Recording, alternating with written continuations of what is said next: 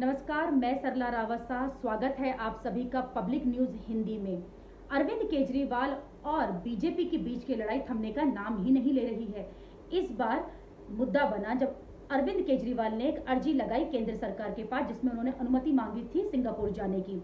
उस अर्जी को खारिज कर दिया केंद्र सरकार ने और कहा कि वह सिंगापुर नहीं जा सकते हैं। इस अर्जी को लेकर इसके बाद अरविंद केजरीवाल पहुंचे उपराज्यपाल के दफ्तर और उपराज्यपाल के दफ्तर से भी उन्हें अनुमति नहीं दी गई सिंगापुर जाने की। इसके बाद क्या था, अरविंद केजरीवाल ने एक के बाद एक टीका टिप्पणी करनी शुरू कर दी। उन्होंने कहा कि उन्हें किसी भी तरह की अनुमति की जरूरत नहीं है सिंगापुर जाने के लिए और वह सिंगापुर जरूर जाएंगे ही।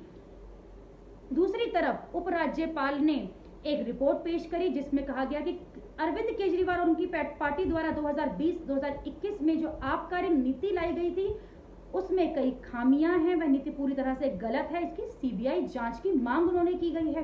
पूरी रिपोर्ट में कहा गया है कि 2009-2010 दिल्ली आबकारी नीति जो थी उसमें जो दिशा निर्देश थे उसकी धज्जियां उड़ाई हैं। 2020-2021 की आबकारी नीति ने ये नीति दिल्ली की जो जनता है उनको ध्यान में रखकर नहीं बनाई गई है और सीबीआई जांच की मांग कर दी है उपराज्यपाल ने।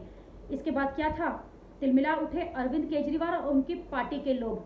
साथ ही इस रिपोर्ट में मनीष सिसोदिया जो हैं अरविंद केजरीवाल के करीबी, उन पर भी कई सवाल दागे गए हैं। अरविंद केजरीवाल ने कहा कि ये सरकार झूठे केस लगा लगा के उन्हें फंसाना चाहती है और मनीष सिसोदिया जैसे सच्चे ईमानदार इंसान के साथ वो किसी भी तरह की नाइंसाफी नहीं होने देंगे। उन्होंने सीधे सीधे कड़वे तीर चलाए केंद्र सरकार के ऊपर और उपराज्यपाल के ऊपर। उन्होंने कहा कि हम डरने वालों में से नहीं है, ना जेल जाने से डरते हैं ना फांसी से डरते हैं, इसलिए ये सरकार इस तरह की झूठे केस में और सीबीआई को लेकर अरविंद केजरीवाल और उनकी सरकार पर रिपोर्ट पेश ना करे, इल्जाम ना लगाए। उन्होंने कहा कि उनकी आबकारी नीति जो है वो सारे नियमों का पालन करती है। 2020 और 2021 में आबकारी नीति जो अरविंद केजरीवाल सरकार द्वारा लाई गई थी उस पर प्रश्न जो उठाए जा रहे हैं उस पर सीधा सीधा जवाब देते हुए अरविंद केजरीवाल ने कहा कि ये जानबूझकर केंद्र सरकार ऐसा कर रही है, उन्हें फंसाने के लिए, उनकी छवि को धूमिल करने के लिए।